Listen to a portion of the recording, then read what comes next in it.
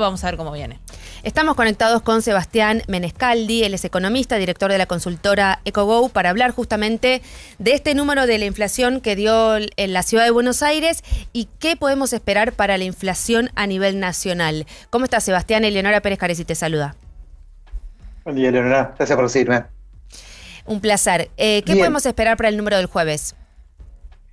A ver, yo creo que tomando en cuenta, nosotros en EcoGo hacemos relevamientos. En nuestra estimación, la inflación que estamos esperando para el mes de mayo se ubicaba en torno al 2,4%. Tomando en cuenta los datos, la información que proveyó ayer el Instituto de Estadística de la Ciudad, es probable que la inflación se ubique un poco por debajo, entre 2,2 y 2,3%, lo cual confirmaría que habría una desaceleración en los niveles de inflación respecto a los meses pasados. O sea, eso creo que es una buena noticia que va a estar pudiendo dar el gobierno el jueves próximo. ¿A qué crees que se debe esta desaceleración? A ver, por un lado no tuviste factores estacionales que te perjudiquen.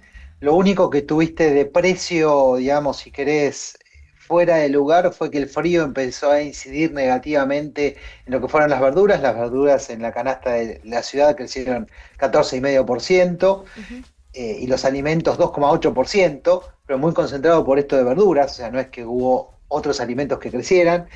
Y después también tuviste un hot sale que también te ayudó a reducir precios. No sé, por ejemplo, en la canasta particular de la ciudad, tuviste que los pasajes aéreos cayeron 14% su precio. Bueno, eso no va a tener tanto impacto a nivel nacional, pero sí vas a tener impacto, por ejemplo, en lo que fue indumentario, que solo creció 0,4%. Bueno, esas son las cosas que te van a ir ayudando a reducir los niveles de inflación, me parece. ¿Te sorprendió el dato de la ciudad de Buenos Aires? No, a ver, fue menor a lo que nosotros esperábamos. Lo que estuvimos viendo es que quizás algunos otros servicios que uno hubiera esperado que fuera un poquito más alto, salud, educación, y sobre todo el tema de indumentaria, creo que fueron los que más bajaron. O sea, no tuvimos tantas sorpresas por el lado de alimentos. Nosotros habíamos capturado la suba de las verduras bastante fuerte. Sí. Que eso tiene un impacto incluso mayor en el IPC nacional, pues estamos previendo que el IPC nacional tenga una suba mayor. Pero en general estuvo más o menos en línea, y si querés te comento, bueno, que ahora en junio estamos previendo que esa desaceleración continúe. Lo ven como una tendencia, ¿no? Como que fue un dato aislado de este mes.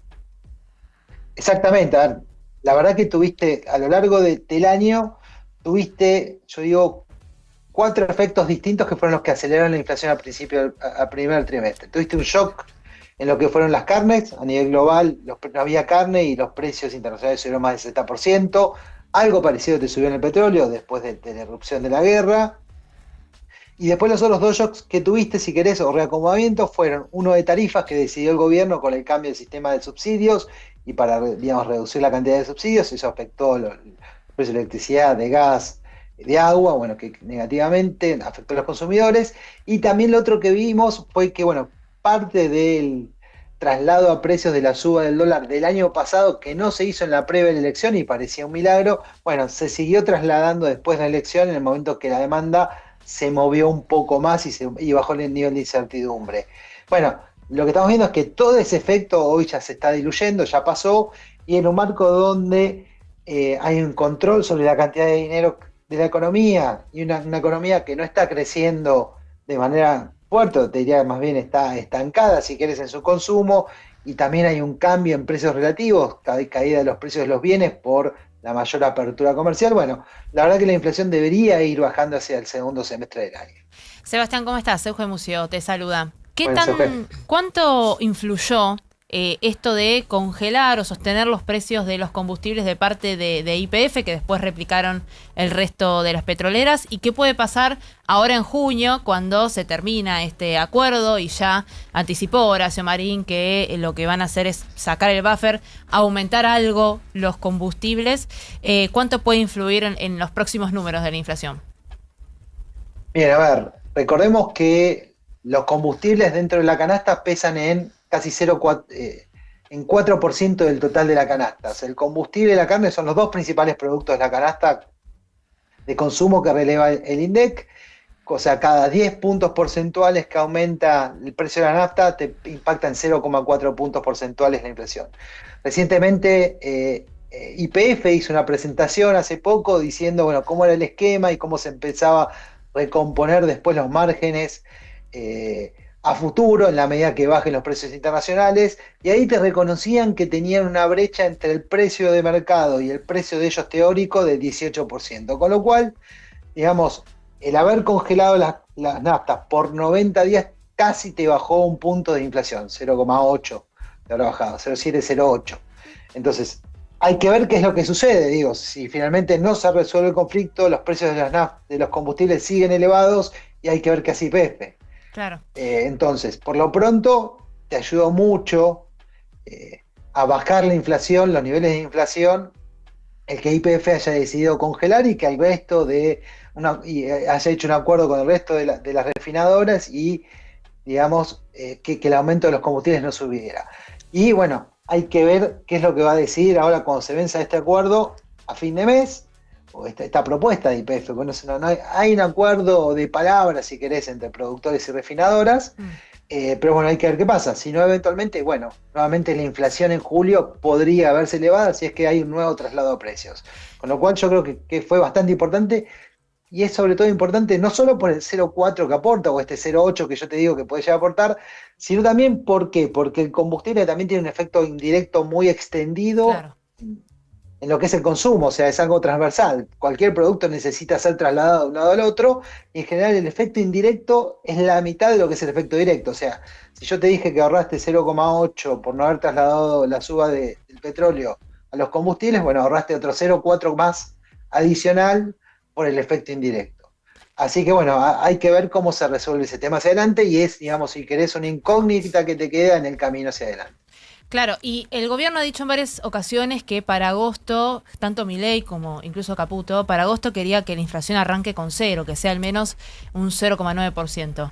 ¿Hay variables que nos hacen pensar que esto es posible, o esta incidencia, por ejemplo, del precio de las naftas puede hacer que no sea posible que llegar a ese 0,9% que tanto quiere el gobierno en agosto? Yo creo que el gobierno había dicho esto en la previa a haber tenido una guerra internacional que te suba el precio del petróleo más del 50%. Entonces, ahí ya queda más relativizado la propuesta del gobierno. Dicho esto, creo que la verdad que después de haber tenido ese impacto inflacionario, y que tenés también una gran cantidad de productos que se están indexando, o sea, las tarifas de servicios públicos que van indexadas, la tarifa de transporte que va indexada, alquileres que van indexados. La verdad que luce difícil llegar a comenzar con 0 de inflación en agosto. Para mí, digamos, para nosotros, este proceso va a seguir, esta inercia va a seguir, y el recomendamiento todavía va a quedar pendiente. Todavía no creo que vayamos a llegar a esa inflación en el corto plazo. Ahora esperar el dato del jueves, que como decías, según las estadísticas que manejan ustedes, iría en consonancia un poco con el dato que se conoció de la ciudad de Buenos Aires. Exactamente. Como dijo recién Eugenia, hay una canasta distinta, hay más bienes, menos servicios, te va a impactar más el tema de alimentos probablemente. Bueno, por eso estamos previendo que la inflación se ubique en 2,2, 2,3%. O sea, igual, digamos, o sea, marca una baja que podría haber sido mayor si no hubieras tenido el problema está en las verduras. Claro. Con lo cual, dentro de todo, va a ser un muy buen dato para el gobierno. Sebastián Menescaldi, economista y director de la consultora EcoGo, muchísimas gracias por este rato con nosotros y esta conversación. No, gracias a ustedes. Hasta luego. Hasta luego.